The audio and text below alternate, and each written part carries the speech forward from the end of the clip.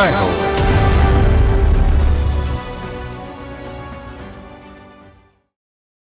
నమస్కారం. సామాన్యుల అసమాన గాథల సమాహారం ఈటీవీ జైహోకు స్వాగతం. ఆ కరుణామయి అనాథలకు ఓ ఆసరా, నిరాధారణకు గురైన కన్నవారికి ఆమె అమృత స్పర్శ ఓ భరోసా. థానేలో ఏళ్లుగా వేలాది అభాగ్యులకు కల్పవల్లిగా నిలిచారు ఆ బంగారు తల్లి. ఇక జన్యలోపంతో పుట్టిన చెన్నై అమ్మాయి భరతనాట్యం నేర్చి యువ కళాకారిణిగా అలరిస్తోంది. వినూత్న స్ఫూర్తి కథనాల జైహో మీకోసం. జై హో.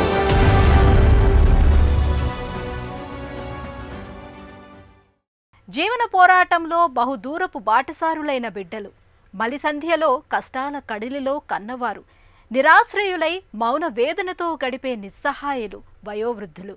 వారి దయనీయ స్థితి ముంబైలో సంఘ సేవిక యోజనా ఘరత్ను కదిలించింది. అచ్చంగా ఇలాంటి వారికి చలువ పందిరిలా ఆమె థానేలో వయోవృద్ధాశ్రమం నెలకొల్పారు. బాధామయ జీవుల కల్పవల్లయ్యారు. వయోవృద్ధులు కన్నవారిగా బాధ్యతలు నిర్వర్తించి మలిసంధ్యకు చేరిన కుటుంబ పెద్దలు ఈ ప్రపంచంలో తరచూ నిర్లక్ష్యానికి గురవుతున్నారు. అలాంటి బాధామయ జీవుల ఆశాజ్యోతి యోజనా ఘరత్.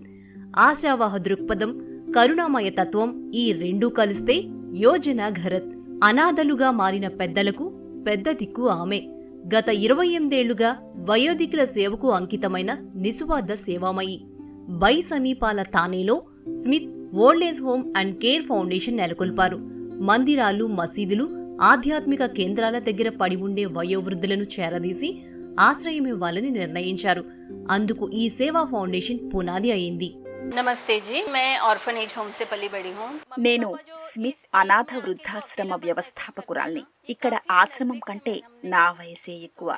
ఎంతో కాలంగా వీరికి దగ్గరగా ఉన్నాను. కన్నవారు ఇక్కడికొచ్చినప్పుడు వారి ఒంటరితనాన్ని చూశాను. ఇక వాళ్లలా భావించిన అవసరం లేదు. మీతో నేనున్నాను అని గట్టిగా చెప్పారని అనుకున్నాను. ఈ కష్టకాలంలో మీతో ఎవరో ఒకరు తోడుంటారని, శ్రద్ధగా చూసుకుంటారని ఘోషించారని ఉంది. అందుకు ముందుగా ఏ దిక్కు లేనట్లు మందిరాలు, మసీదుల దగ్గర ఉన్న వయోవృద్ధ జంటల్ని ఇక్కడికి తీసుకొద్దామని నిర్ణయించారు. వారికి అండగా ఉండాలని నా ఆశయం. యోజన తొలినాళ్ల జీవితమంతా కష్టాల కడలిలోనే సాగింది. తను పుట్టినప్పుడే తండ్రి చనిపోయాడు. అప్పుడు అమ్మ తన సంరక్షణ చూడలేక కోల్కత్తాలోని మదర్ తెరీసా వయోవృద్ధుల సంరక్షణాలయానికి అప్పగించింది. మిషనరీస్ ఆఫ్ చారిటీస్ నిర్వహించే ఈ సేవా సదనం యోజన జీవనపథాన్నే మార్చింది. నిస్వార్థ సేవకు నిర్వచనం తెలుసుకుంది. అదే జీవన పరమార్థంగా భావించింది. ఏకాంతచరలాంటి వయోవృద్ధుల జీవన స్థితిగతులపై అవగాహన పెరిగింది. వారి శ్రేయం ఓ సామాజిక బాధ్యతగా భావించి నిర్వర్తించాల్సిన కర్తవ్యాన్ని గుర్తించారు. మా అమ్మకు మదర్ తెరీసా ఘనస్ఫూర్తి. గ్రామాలకు వెళుతూ పేద గర్భిణులకు పోషకాహారమిచ్చి ఆరోగ్య సంరక్షణ చూస్తూ సురక్షిత ప్రసవాలకు వీలు కల్పించే వారి సేవాభావం నన్నెంతో ప్రభావితం చేశాయి. 18 ఏళ్లకే పెళ్లి చేసుకున్న యోజన తర్వాత కుష్ఠరోగుల సంరక్షణ కేంద్రంలో సేవలను కొనసాగించారు. తన కుమార్తెను పెంచుతుండగా ఆ అనుభవాలు ఆమెను ఇంకా బలంగా తీర్చిదిద్దాయి. నిబద్ధతను మరింత పెంచాయి. బిడ్డల తల్లిగా, పెద్దల సంరక్షకురాలిగా ద్విపాత్రను సమంగా పోషించారు. భవిష్యత్ కార్యక్రమాలకు ఈ అనుభవాలే పునాది వేశాయి.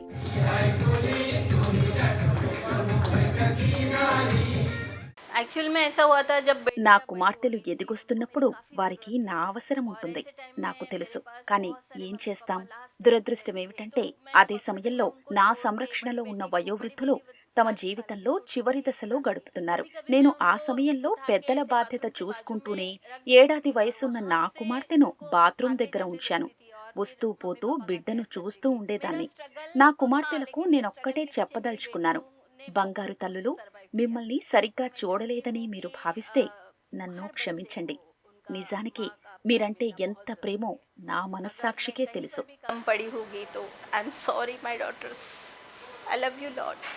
బుద్ధి వికాసం లేని ఆటిజం పిల్లల కోసం ఆమె చేసిన పనికి ఇంట్లో గొడవలయ్యాయి. అయినా తన నిర్ణయం మార్చుకోలేదు. తన కుటుంబాన్నే వదిలిపెట్టి వచ్చారు. తానే దగ్గర బోయిసర్లో ఆశ్రమం పెట్టారు. కుటుంబం దూరమైంది.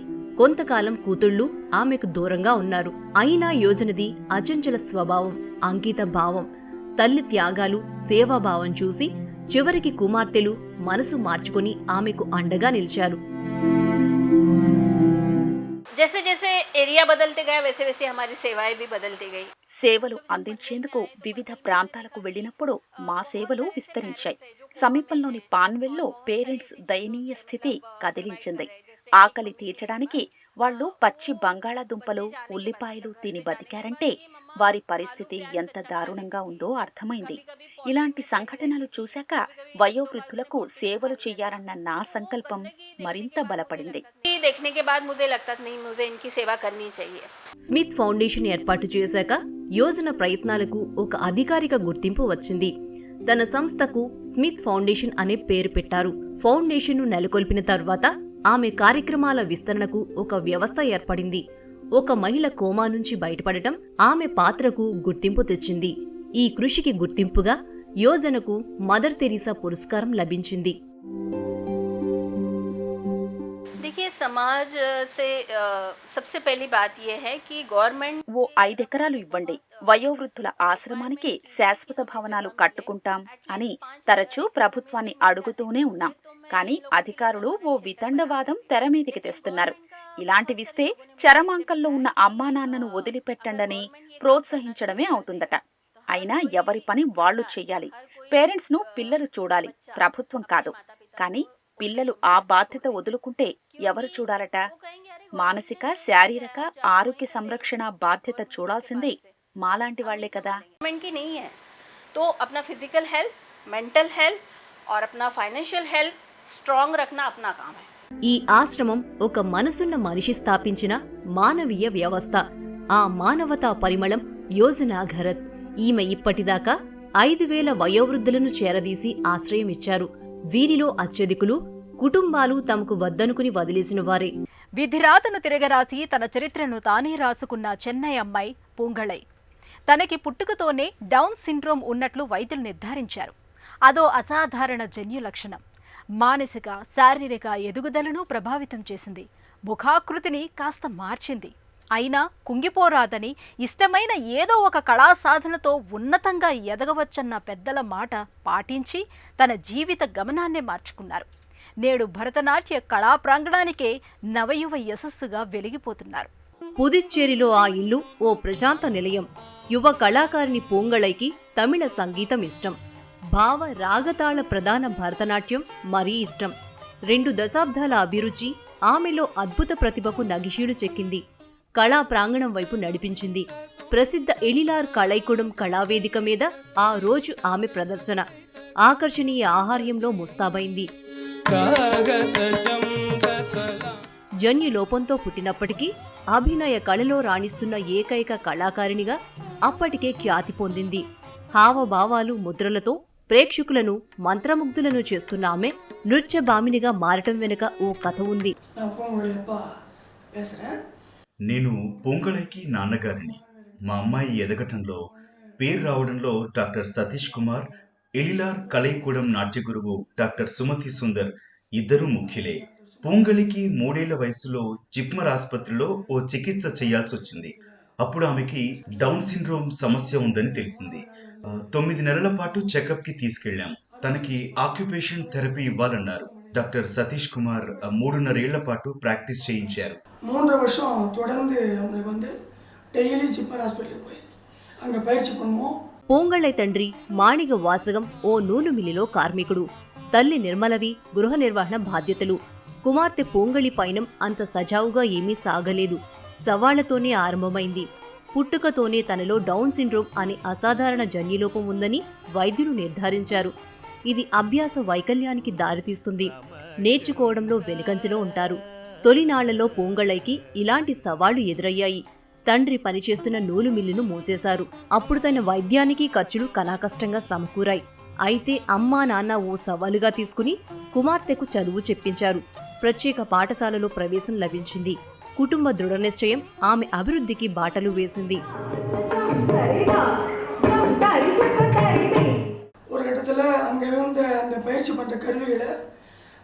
సాధన చేసే పరికరాలను మేము చెక్కతో రూపొందించాం. ఇంట్లో కూడా సాయంత్రం సాధన చేస్తోంది.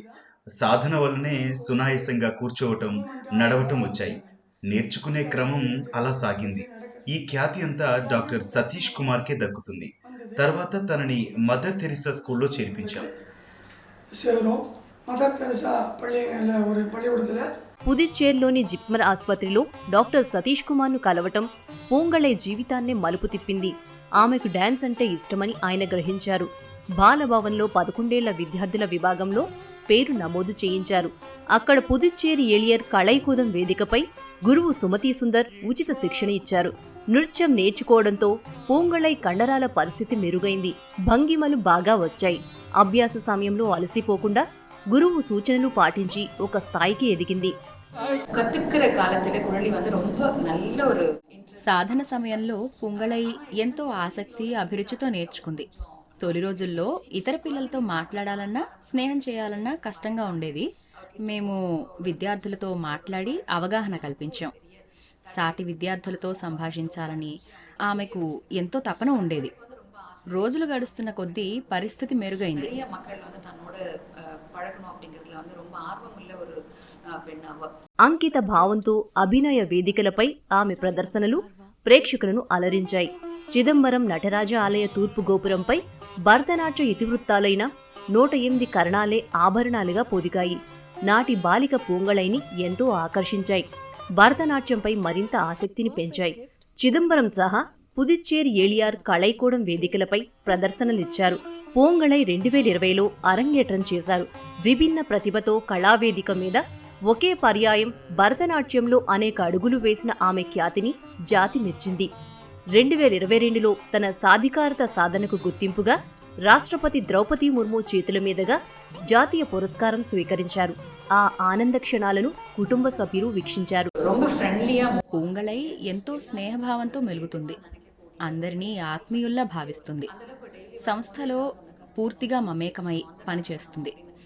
ప్రతిరోజు కళా ప్రాంగణంలో కొత్త అడుగులు, కొత్త నడకలు నేర్చుకోవాలని తపించేది. ఇప్పుడే వద్దులే అని చెప్పినా వినేది కాదు. తన ప్రత్యేక పరిస్థితి వల్ల కొన్ని సందర్భాల్లో ఆమె కాళ్ళు, చేతులకు సమన్వయం కుదరదు. కొన్ని ముద్రలు చేయటం ఎంతో కష్టం. అయినా కసితో నిరంతర కృషి చేసి సాధించింది. అదే క్రమంలో తన అరంగేట్రం పూర్తి చేశాం. ఇన్వకేట్లేందు ఆరంభించి ఎన్నో ఐటమ్ తిల్లానా వరే మిగ అழகா. కోవిడ్ మహమ్మారి విజృంభణ కళాకారిణిగా పూంగళై సంకల్పాన్ని పరీక్షించింది. ఆమె ప్రదర్శనలు తాత్కాలికంగా నిలిచిపోయాయి. ఆ సమయాన్ని సావకాశంగా మలుచుకుని మరింత సాధనకు యత్నించారు.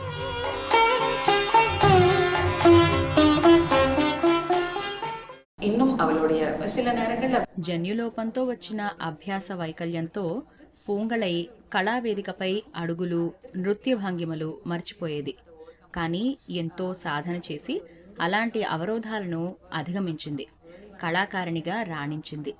తనకు తానుగా ఒక ఘనత సాధించాలి. గిన్నెస్ బుక్లో తన పేరు చూసుకోవాలి. ఇదే తన స్వప్నం.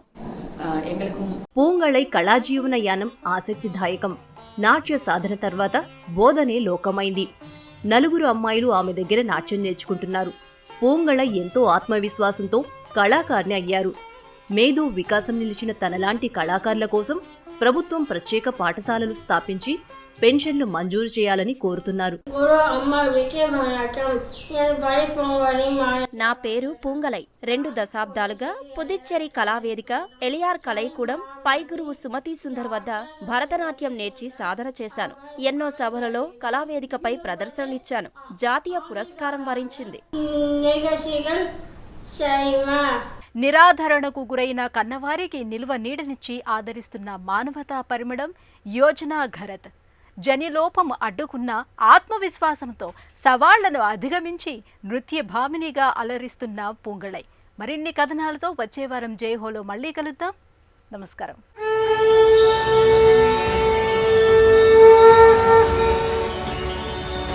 జై హో.